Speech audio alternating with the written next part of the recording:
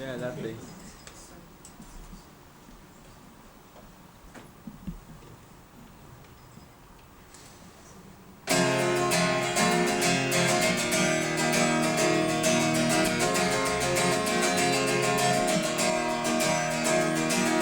In the barroom just the other night, tuning my old guitar, when two young girls stood in front of me and one said, "Hey grandpa, you gotta plug in, you gotta synthesize, you gotta get out of those jeans. We came here for music tonight and the Harrison old has been, and we want a dance machine." I was far too tired to be angry, I was too damn broke to be mad. I said, "Give me a try tonight, ladies, I might not be too bad.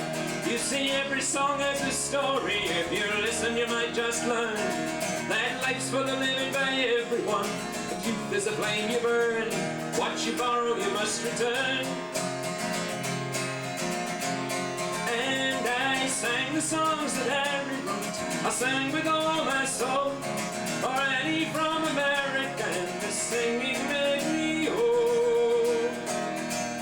Yes, I sang for the Mr. Tans, for the waitresses with dreams, for the lost ones and the lonely, and for all the music means. There were songs before machines.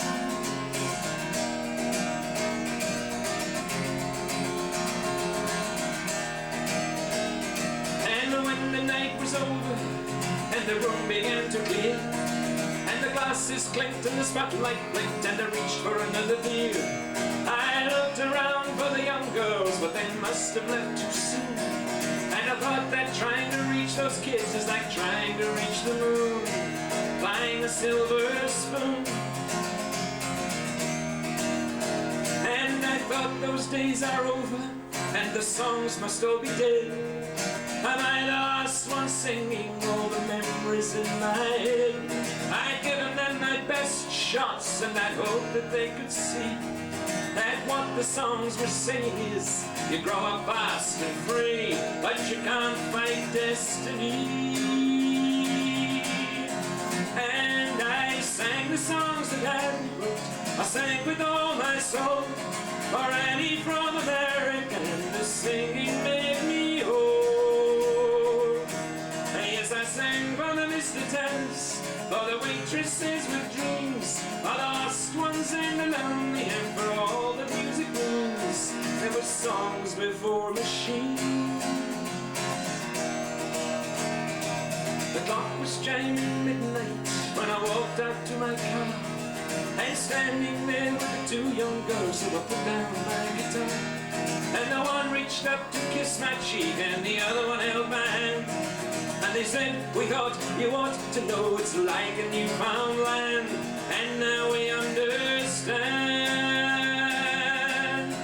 why you sing the songs that Harry wrote. You sing with all your soul, for Annie from America, and the singing makes you whole." Yes, you sing for the Mr. Tans, for the waitresses with dreams, for the lost ones and the lonely, and for all that music means. There were songs before machines.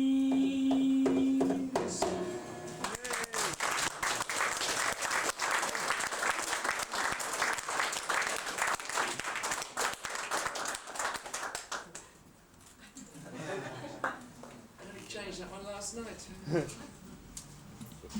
Souvenir.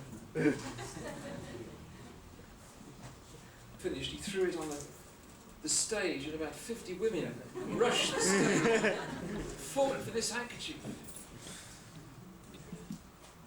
I throw a string in the audience, and great wave of apathy.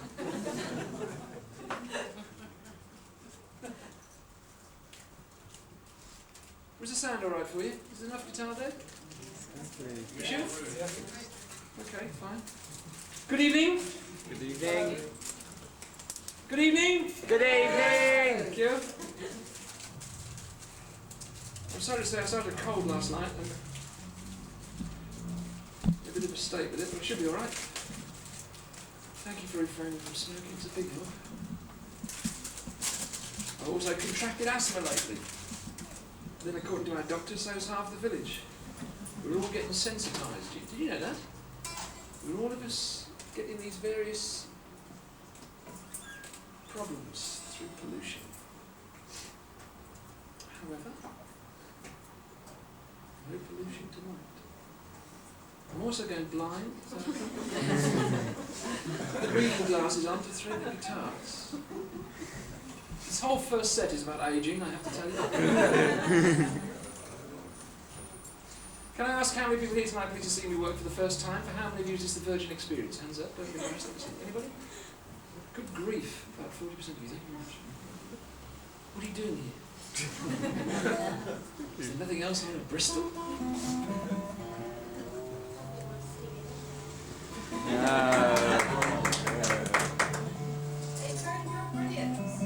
Aha!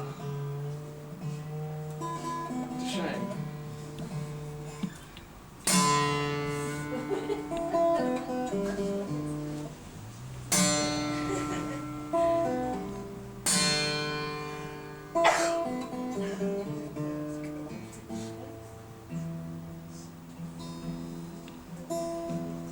That was a false start, wasn't it? Shall I go out and come back in again and start again? It's really nice. Excuse me, ma'am. It'll be one of those nights. I am actually one of the last of the singer-songwriters of my generation. This is, as you can see, largely because I've outlived the rest. I am actually 2 years younger than Cliff Richard, but I've lived a full life. I've just gone through a terrible watershed, actually, a great midlife crisis, in that I am for the first time the same age as the Prime Minister. This is when this happens to you, you start examining your life and wondering where you went wrong. I got A-levels.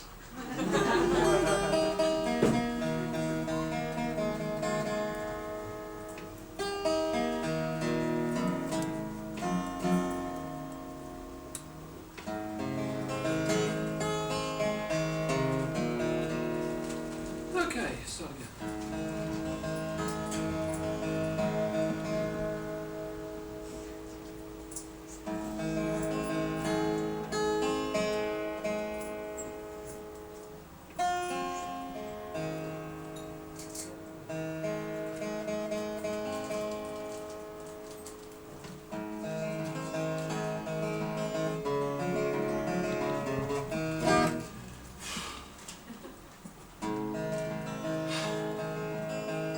I'd like to say how wonderful it is to be here tonight. Bedminster. I'd like to sing a song I wrote for that great American country singer, Mr. Don Williams. Don doesn't know that yet, but there's a tape on the way, dear Don Love Harv. As a chorus, would you like to sing? Yes. You're as sleepy as I am tonight, I can see. There's sort of definitely the end of the week feel about this. Okay, chorus goes like this. First you lose the rhyming, then you lose the timing, then you lose the money, then you lose the friends. And you try for one more song, but the words don't come and the chords are wrong. Whiskey bottle won't last long before it ends dry. First you lose the rhyming, timing, then you lose the timing, money, then you lose the money, friends, then you lose the friends. You try for one more song. And you try for one more song, but the words don't come and the chords are wrong. Whiskey bottle won't last long before it ends. I met him in a barroom in Chicago. I was writing what became of names who we knew, about the ones who'd let their shooting star go out of sight, the one-hit wonder boys who never grew. And I asked him, sir, what happened then to you? He said, first you lose the rhyming, then you lose the timing, then you lose the money, then you lose the friends. And you try for one more song, but the words don't come and chords are wrong. Whiskey bottle won't last long before it ends. He told me it's an old and tired story. You'll need a way to make it sound brand new. So tell him that I had my share of glory once, alright, that I had somebody strong to see me through. And she told me all the things I shouldn't do. She said, first you lose the rhyming, then you lose the timing, then you lose the money, then you lose the friend. And you try for one more song, but the words don't come and the chords are wrong. Whiskey bottle won't last long before it ends. But I did all a young man does with money, with all those young girls coming on so strong. And that's how come I lost my little honey to the road, 'cause she went off and wrote it in a song. And now you see her up there on the TV. She's a superstar and everybody knows. She sings a broken heart just like it should be sung each night, and I never miss a second of her shows. And I know the way the chorus always goes. First you lose the rhyming, then you lose the timing, then you lose the money, then you lose the friends. And you try for one more song, but the words don't come, the chords are wrong. Whiskey bottle won't last long before it ends. Yes, you try for one more song, words don't come, the chords are wrong. Whiskey bottle won't last long before it ends.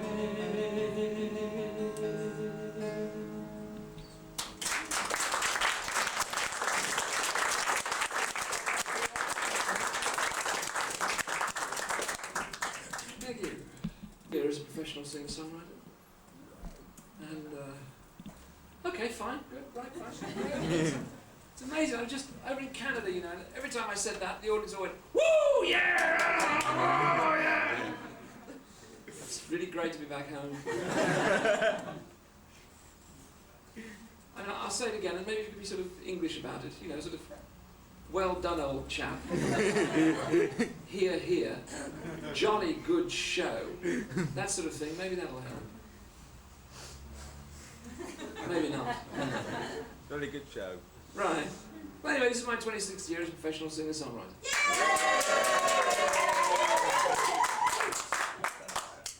Just thought I'd show you how easy it is to get this false applause. And I started, I'll give you a little history lesson. I started when I was a student. Skiffle got us started, you know. Good old Lonnie Donegan. Bless his little cotton socks. He got us going, and I was invited to add to a duo and make it a trio, because I'd learned the guitar in college and I knew 4 chords.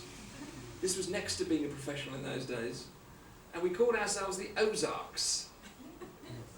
This is a range of mountains somewhere in America. It's supposed to mean something, you see. And we spent most of our time raising money for charity in shopping precincts, in the pouring rain, singing Woody Guthrie songs. Picking and grinning, you had to smile all the time. Even if you were singing about a mining disaster, 400 people entombed underground, no hope of coming out, keep picking and grinning. This land is your land, this land is my land, from Canada, thank you sir, to the New York Island, from the God bless you man, to the Redwood Farm. Play all day to raise 4 and 9pence. When I was a student, 4 and 9pence could buy you a whole wall in a hospital. Yes, that's right. Cardboard boxes on the M1. You will love it. Yeah. And I I started to write. I became a teacher for a year. And when they gave me Cuisenaires to teach mathematics with, and phonetic spelling for English, I decided to get out quick because I could see what was going to happen. And boy was I right. And I'd written 3 songs at home. I played them to my dad. And my dad said then, "Good then, son. Yeah, want to go play them, so we're them all right." Great. Now there were 2 acoustic music clubs in Birmingham. At that time there was the Eagle on Hill Street, which was a rhythm and blues club run by an ex-Birmingham University student called Spencer Davis. And he had a great band, and we used to go there on Friday nights to watch this band. They had this wonderful lead guitarist who was 14 years old and not allowed in pubs. So they used to smuggle him in a spare guitar case and let him out once they were in the upstairs room. He was called Stevie Winwood, and he was pretty good. And the other club was a folk club called the Jug of Punch. It was run by the Ian Campbell folk group who'd just come down from Scotland to Birmingham. Ian's better known now as being the father of 2 of UB40. And I looked him up in the telephone book and found him up. And asked him if I could go along and sing at his club, you know. So I've written 3 folk songs, Mr. Campbell, being a callow youth. I said, "I'd like to come and sing them at your club." He said, "Hey laddie, hey. Well, you can come and audition." Can you imagine that, a folk club that auditioned the Flawsons? Bliss. So I toured along there, and it's in the Bullring in Birmingham, and I walked into this room, turned around and walked straight out again, because there were over 600 people in there. That's the audience, 600 people. And I didn't realise it was the watershed of my life, because I stood outside for 20 minutes debating whether to go in or whether to go home. And I went in. And he auditioned me and said, "Okay, sit in the audience and I'll call you up." So I sat in the audience, and I knew immediately that I didn't know anything about the folk world, because everybody there was dressed in duffel coats and had long hair and beards, C&D badges, open-toed sandals, cord trousers. And I'd come fresh from school. I was in my Harry's tweed jacket, my grey flannels, my brogues, covered in a light film of chalk dust. And Ian called me up and I sang 3 songs. And when I finished, first I used microphone spotlight. When I finished, everybody yelled, "More, more!" And Ian came over and said, "Sing them another one, laddie." And I said, "I haven't written any more, Mr. Campbell." He said, "Right, laddie, sod off, sod off." And then he asked me afterwards, "Did you enjoy it?" I said, "I loved it." He said, "Would you like to do it again?" I said, "Please." He said, "Okay, you can come and sing here any Thursday night you want, as long as you come with at least 1 new song." And that was a great way to hothouse a kid who wanted to write and perform. And I used to finish them off on the bus going in on Thursday nights, you know. I used to take the sheaf of papers. And the member of the group would always stand there holding my lyrics. I never had time to learn them in a week, you know. And that's how I started. This is the first song I ever sang.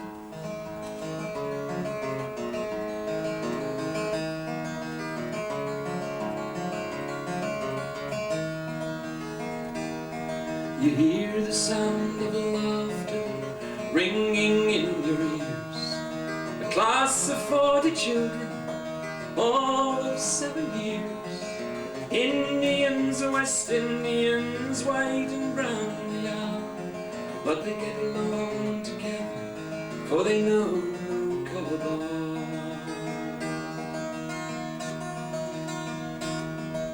The couple walk into the room with life shining in their eyes. The girl says she loves Jimmy, and she will until she dies. But Jimmy's only 7, his skin's dark in our sight. The little girl who's with him has a skin so fair and white. You leave that little couple holding hands in the room. You walk into the playground on a sunny afternoon. 10-year-olds are fighting, it's wrong as they knew. But one is white, one is black, blood is on the two. What happens to those children in those 3 short years? The colour comes between them, forces them to tears. But after those years of fun, of walking side by side, a chasm opens up between so deep, so dark so quiet. You hear the sound of laughter ringing in your ears. A class of 40 children, all of 7 years. Indians, West Indians, white and brown they are, but they get along together, for they know no color.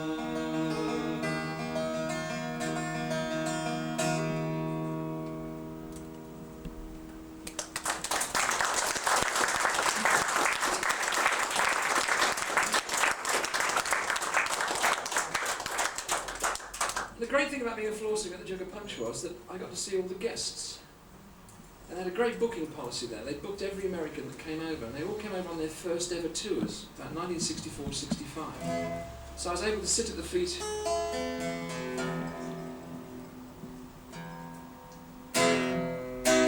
of people like Joni Mitchell and Judy Collins, Tom Rush, Tom Paxton, Phil Oakes, Sonny Terry and Brownie McGee, Jesse Fuller and his Fadula. He's the guy who wrote Got the Blues for My Baby, Never Had a San Francisco Baby. And a wonderful grandmother. She went on the road when she was 67, called Malvina Reynolds. She was just wonderful. She wrote Little Boxes on the Hillside, Little Boxes mean a ticky-tacky. And she went on the road at 67 and had a wonderful life. And she was a great inspiration because it proved it was never too late.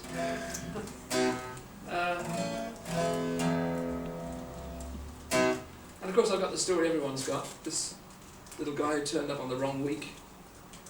We'd never heard of these people, we just turned up to look at them, you know, see what they're like, and they were brilliant. But this guy turned up the wrong week. He came the week after he should have come, and Ian refused to let him on. Told him to go home. And this fellow pleaded, and Ian said, all right, you can sing 4 songs, and then you can go home. And this little fellow got up and he sang, A Church is Burning, He Was My Brother, Most Peculiar Man, and The Sounds of Silence. And that's how we all first heard Paul Simon. And when he finished, Ian said, right, now go home. Learn how to keep your diary right. Paul Simon went all the way back and didn't even get his petrol money. His fee had been 5 guineas. And then this fellow, this song's about, I'm going to sing 2 songs about people I knew then. This is about a lad who came over from America, and we were all thrilled he was coming over, because he was the son of the hero of all of us, who was Woody Guthrie, of course, the original great songwriter. And his son Arlo, suddenly, we found out, was touring. He wasn't actually coming over to play all that much at first. He was coming over to dodge the draft to Vietnam, which was a very sensible thing to do. So every club booked him all over Europe to try and keep him on the road, you see, keep him over here, and give him enough money to live on. So the Campbells asked me to go and look after him for the day, because I was a budding songwriter too. I said, how will I recognise him? They said, well, we've seen his pictures, don't worry about it. So I turned up at New Street Station in Birmingham on a wet, black, windy day in January. And the train pulled in, everybody got off. And the last one off was this unmistakable figure. He was 6'2", thin as a rake, cowboy boots, blue denims, big Stetson hat, and huge black shades. And his hair, which he wore long, at that time was done in a big bun on the back of his neck. Birmingham had seen nothing like it. And he refused to take his shades off, which is a bit stupid in Birmingham in January on a Wednesday. So he sort of blundered down the platform, banging into everything and everybody. I grabbed him and treated him like a blind man for the rest of the day. Yeah, blind man Arlo. And because I've kept in touch with Arlo's career, I've got most of his albums and so on. And him and me celebrating the same amount of years in the business, and the thing I'm coming across now, is a thing called ageism. It really pisses me off. And I can't do anything about it. I'm still 28 inside, but the exterior has crumbled. This doesn't bother me, but it bothers a lot of other people who expect you to wear a dead ferret on your head and to have had your buttocks tucked.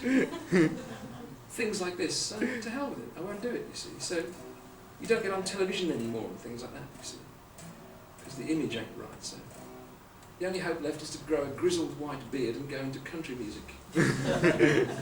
That's where age is respected. But I'm fighting it. And I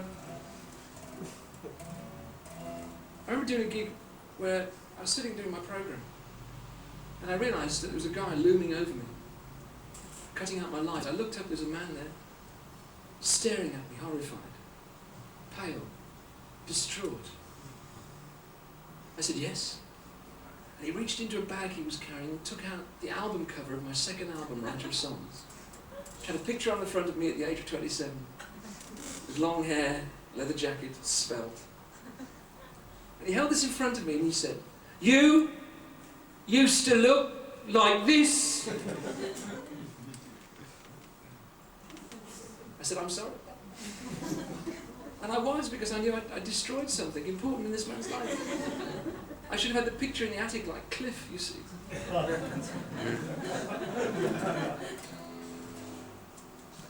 And a few months ago now, there was a television special, the Arlo Guthrie Show, because it was Arlo celebrating his 25th year. And I was really looking forward to seeing it, and I switched it on, and after a couple of people had played, suddenly there was Arlo, looking fit as a fiddle, playing like a genius. And he kept all his hair, the swine. And he was still wearing it shoulder length, but it had turned white.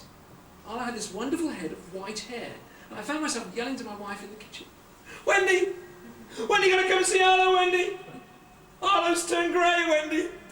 Arlo's turned grey!" And I thought, you buffoon. You used to look like this, Arlo. That's what I was doing. I was ashamed of myself. So I woke up at 4 o'clock in the morning with this song written in my head, tiptoed into my room and put it on tape.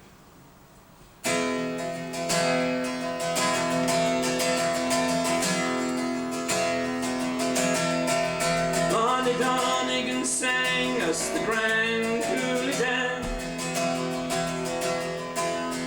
I said, whoever wrote that is a hell of a man. And so I found Woody, and now here I am, an old Gibson guitar playing, traveling hand. I bought all the records Folkways release, but most of my heroes were gone and deceased. So when Woody died, I cried, but at least I knew we had lost our first guest at the feast. It was in 65, I passed on the way, though it seems in my dreams it was just yesterday. Now I've lost my hair and Arlo's turned grey, but the world is still singing the old songs today. They have words with a meaning and tunes you could play.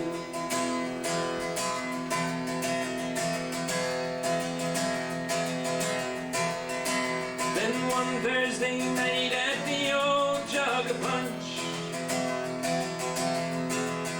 that was a folk club in Birmingham, I had a hunch. The Campbell said Harvey's the man for this crunch, so he can meet Arlo and buy him a lunch. So I went to the station to meet me the son of the writer I'd always called my number one. But this kid wore dark shades when there wasn't no sun, and a 10-gallon hat and his hair in a bun. But when he got up there, we all sang along.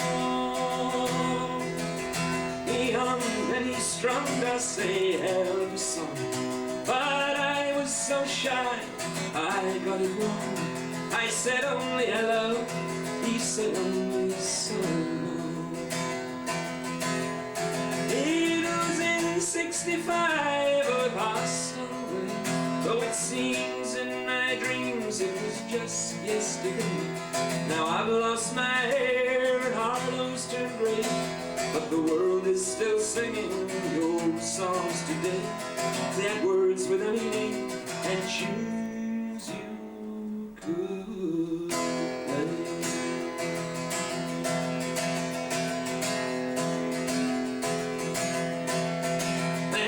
Last night I saw Arlo on my TV, and he still sang it straight, and he got through to me.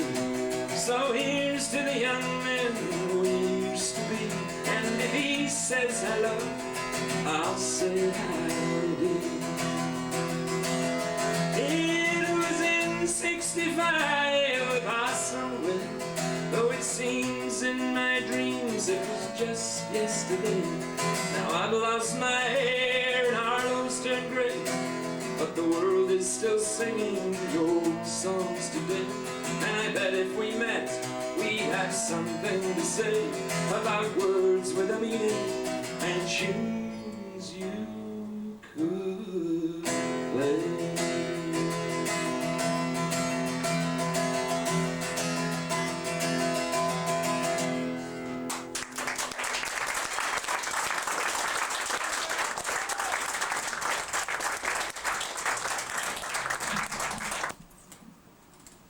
Determined not to be left out, I would now like to do for you my rap.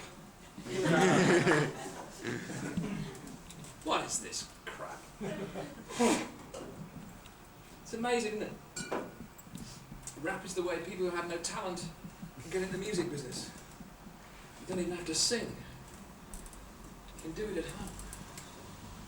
It's amazing how I've become an elitist as I've got older, you know. I used to believe that everyone should have access to everything, but unfortunately, the more access people get, the worse what they turn out appears to be.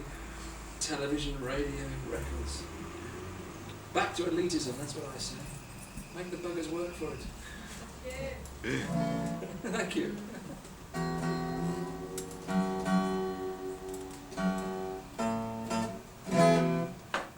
It's rather fun actually. I mean, when we reach the old people's home, you know, we'll have people, the vicar will be bringing around someone who plays a guitar, and we're all going to have a nice sing-song now.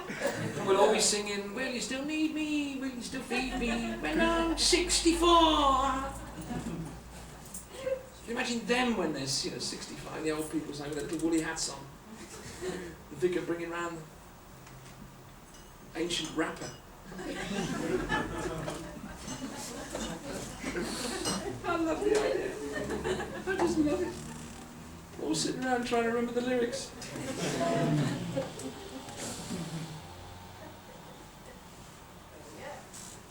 This came about. I visited a place, another hero of mine, which is Dylan Thomas.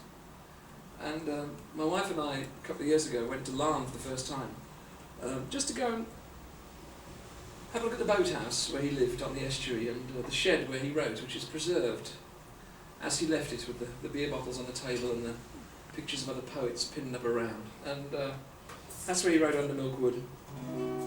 And I thought, well, I must go and pay homage, you see. And we went. It was a wonderful, wonderful, typical Welsh day. It was pissing. There wasn't a soul around. No Americans, no Japanese. The weather had driven them. So we had the place to ourselves. It was really thrilling. And then we went into Larne itself, and that was very sad, because when he lived there, he was basically the village idiot and drunk, you see, and the burghers of the town didn't think much of Dylan, and if they could have got rid of him, they would have done. And they were very glad, a lot of them, when he did pop off. But now you go into the pub where he used to drink, which was known as Brown's, and there's a huge, great sign there now, which is a portrait of Dylan, of course. And you can have your tea in the Dylan Thomas tea shop, you can buy your books in the Dylan Thomas bookshop, you can have a meal in the Dylan Thomas restaurant, you can buy your souvenirs in the Dylan Thomas souvenir shop. It is sickening. So we headed out, and we went to the churchyard on the outskirts of the village where Dylan is buried, just to lay a flower and say thank you. And we got there. It wasn't difficult to find where Dylan is buried, because there's just a plain white wooden cross, and all it says on it is Dylan Thomas, R.I.P. And I went, like any tourist, of course, I put my flower there and I went to take a photograph. And no matter where I stood, I had to get in the picture the grave of the buffoon who was buried behind it, who had a great big black marble slab with all gold lettering on it, very big gold lettering. It informed the world that this man had reached the rank of older man. I couldn't take a picture without him in it. And I thought, the dichotomy. If you'd have had a black marble slab with gold lettering on to say everything you wanted to say about Dylan Thomas and what he'd achieved, it'd have to be 100 foot high, with letters you could read with a magnifying glass. And I dictated this to my wife in the car when we drove back to the hotel we were staying about 12 miles, and she had to scribble it on tickets from car parks and things, you know. It was worth it. You don't know me, but I'm buried behind Dylan Thomas. You can't take his picture without taking mine. Alderman Williams, by God's grace divine, organist, choir master. Loved in my time, but now buried behind Dylan Thomas. Buried behind Dylan Thomas. A wencher, a wastrel, a boozer who swore, a rhymester, a loser locked out at God's door. So what was my time of hymn and prayer for? To be buried behind Dylan Thomas. Buried behind Dylan Thomas. And I've a fine headstone, a deep Bible black. There's letters of gold embossed on my plaque. Assured of my rest, I was laid on my back and buried behind Dylan Thomas. Behind Dylan Thomas. A plain wooden cross they placed at his head. Made it less like a grave and more like a shed. But the roaring, drunk, boring, drunk boyo was dead and buried. Goodbye, Dylan Thomas. Goodbye, Dylan Thomas. Ah, you'd think we'd go gentle. The dark night our lease. Try asking Morgan and Richards and Reese. Jones, the old butcher. Di, the police. Pritchard, the preacher, or Nellie, his niece. As they pray for deliverance, pray for release. From the ringing, the word-flinging voice that won't cease. The laughter, the singing. We never get peace. Buried behind Dylan Thomas.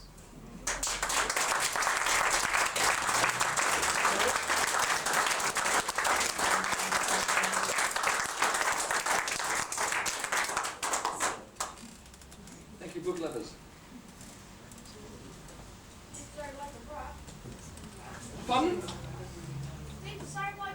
Oh, that's the best I can do, I'm afraid.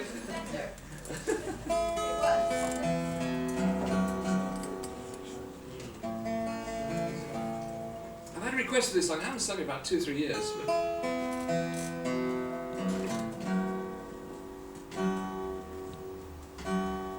I've just run it through in the back room.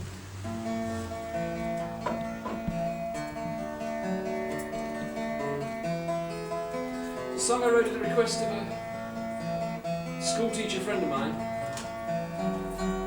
for his class to sing.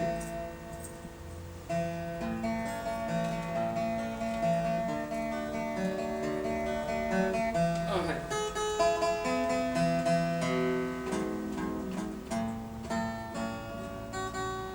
Colds make you deaf, you know. Tone deaf. I was driving in tonight and the news is pretty miserable, isn't it? I mean, apparently now we've got the Kuwait oil fields ablaze.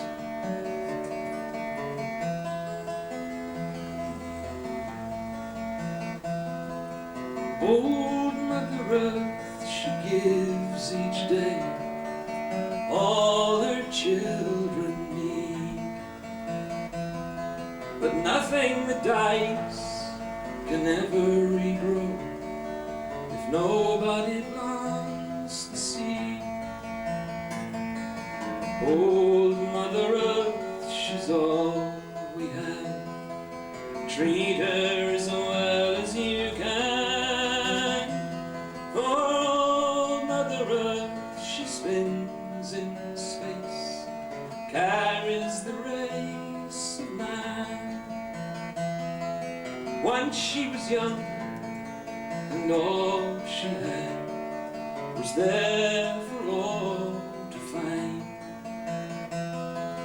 Now she's old, we've grown tenfold. How can she hold mankind? Old Mother Earth,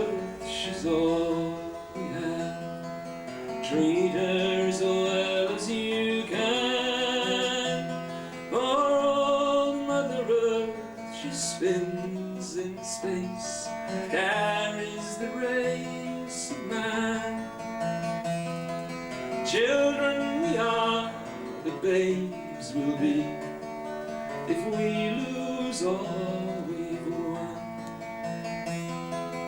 Oh, Mother Earth should rest and smile while we turn to the sun. Oh, Mother Earth, she's all we have.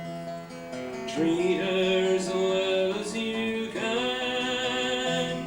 For oh, Mother Earth, she spins in space, carries the race of man.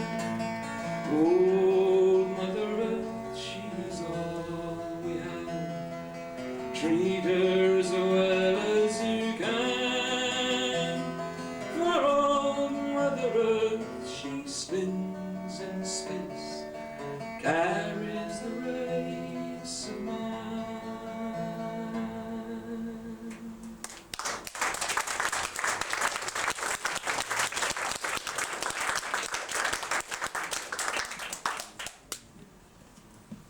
I had a bit of trouble with that one night. You know, I was attacked by a bunch of feminists.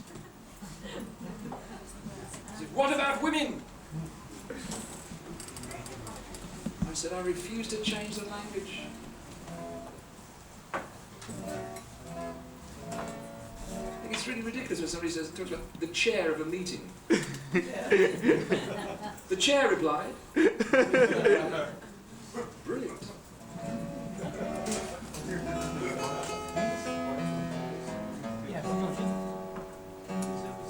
I'm collecting all these phrases the Americans are using.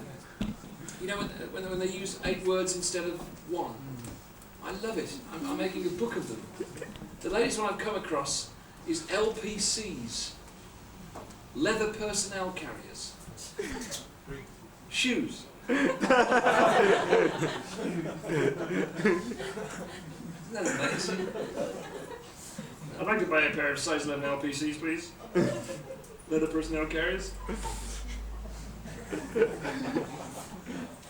You gotta laugh or you'd cry. It's astonishing. What am I doing? How much time have I got? Oh, better finish with this one.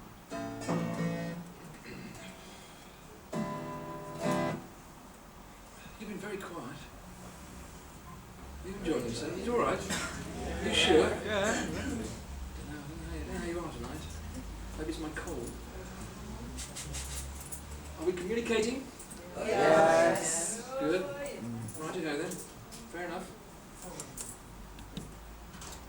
This is a new song, what I've just writ, and only sung once, so see if I can get through it all right. It's about the sort of person who's very important in your life. You don't realise it at the time because when you go back to when you're younger, you have a whole bunch of friends, don't you, in the gang. And then after about 10 years or 15 years, most of the gang have drifted away, in fact all of them. But there is somebody you know from that time, and you realise that over this 10, 15 years, they've constantly been there when you wanted them, and they've helped out, and they've done this, that, and the other. And they weren't your best friend when you were at school, or when you first started work, or when you were at college or whatever, but they are definitely your best friend now. And these people are very precious to you. And if you get 3 or 4 of them in your life, you're very lucky. I've got about 3, I think, I've known all those years. And of course, hopefully the partner you choose in your life stays with you long enough to qualify as well. Mostly not. It's very difficult meeting old friends now, isn't it? You're still married, the first thing you ask, is it still the same wife? No. So this is the song about the sort of person who knows all your ex-wives. Or ex-husbands, or whatever, ex-lovers. And then we'll have an interval. I have with me here, I have to do this, I have with me here a box of what used to be called when I started platters. They then became discs, then LPs, then albums, and now product. Which again is how the language is being misused, isn't it? I was on British Rail Station recently, actually trying to catch a train. What a fool. And the announcer kept talking about Will the customers on platform 4 please go to platform 6, where the train they were waiting for on platform 4 is now leaving? And every announcement they talk about customers. And I turned to this bloke next to me, I said, what is this? What is this customers? I said, I'm a passenger. He said, not anymore, you aren't, mate. You're reading customer from now on, mate. They're softening us up for privatisation, that's what it is. You are no longer a passenger, you are a customer. Bugger all you can do about it. And I came up with one of those bon mots, you know, the sort of thing that Oscar Wilde would come out with every 3 minutes, or Samuel Johnson twice a day. I come out with one a year, and then I hug them to myself and broadcast them to my audience, just so they'll think I'm clever, and come out with them regularly. And I said, I am not a customer, I am a passenger. Passengers are for transportation, customers are for exploitation.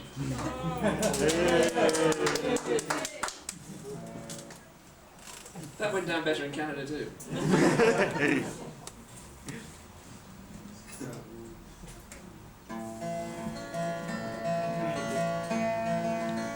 Have I really known you? Such a... Oh, hang on a minute. It's too high. Take it down. I've only sung it once, but not that high. Especially the cold. Anyway, I shall have this product. June interval down the front here. Don't be embarrassed, come have a word with me, even just touch me, I don't mind, as long as it's for no more than 5p.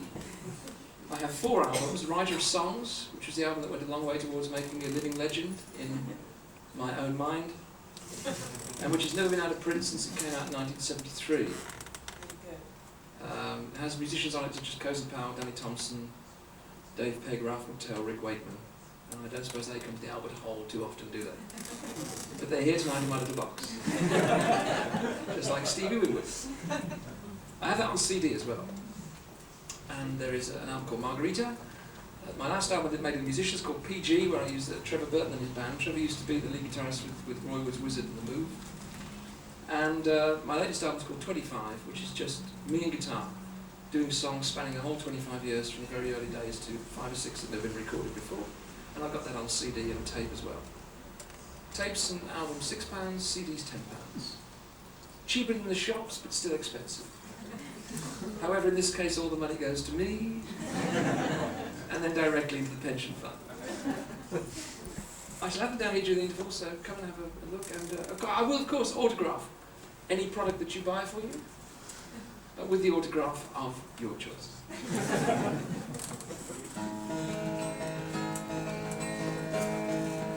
Chorus goes like this, if I can remember it. Have I really known you such a long, long time? How we both have grown as the years have flown, now we're in our prime. Have I really known you since way back when? Through the curves and bends till the long road ends, we'll be friends till then. You want to try that? You want to try that? Yes. You don't have to. I'll just keep singing it all night. There's nothing that says I have to change songs, you know. I just have to occupy this space for a certain length of time. I happen to like this chorus. I can sing it all night. Have I really known you such a long, long time? No. Have I really known you such a long, long time? How we both have grown, how we both have grown as the years have flown, now we're in our prime. Have I really known you? Have I really known you since way back when? Since way back when? Through the curves and bends, through the curves and bends, till the long road ends, we'll be friends till then.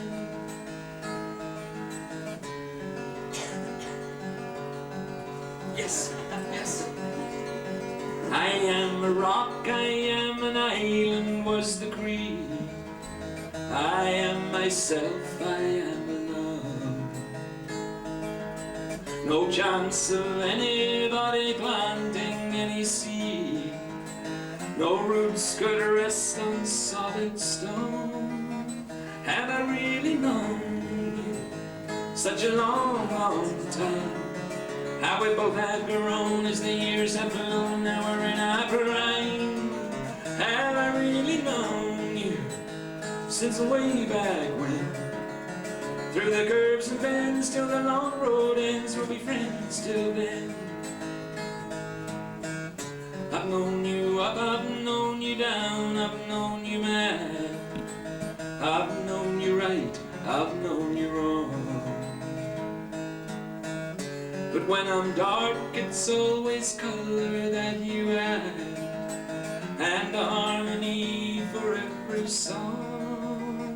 Have I really known you such a long, long time? How we both have grown as the years have flown, now we're in our prime. Have I really known you since way back when? Through the curves and bends till the long road ends, we'll be friends till then. It isn't easy to believe in love today. Too many woes, too many woes. But when the greedy and the great get in my way, the hand I'm reaching for is yours. 'Cause I've really known you such a long, long time. How we both have grown as the years have flown, now we're in our prime. Yes, I've really known you since way back when. Through the curves and bends till the long road ends, we'll be friends till then. Have I really known you such a long, long time? How we both have grown as the years have flown, now we're in our prime. Have I really known you since way back when? Through the curves and bends till the long road ends, we'll be friends till then. Through the curves and bends till the long road ends, we'll be friends till then.